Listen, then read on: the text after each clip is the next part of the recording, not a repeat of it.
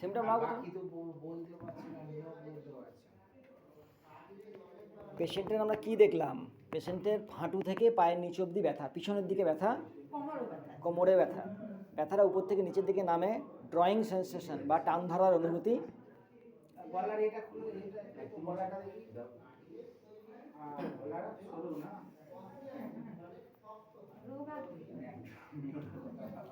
ন্যাট্রামিউর ওনাকে দেওয়া হয়েছিল, ন্যাট্রামিউর ওনাকে দিয়েছিল, আগে যে চিকিৎসককে দেখিয়েছিল ন্যাট্রামিউর দিয়েছিল, কিন্তু ন্যাট্রামিউরে কোনো রকম ইমপ্রুভমেন্ট হয়নি।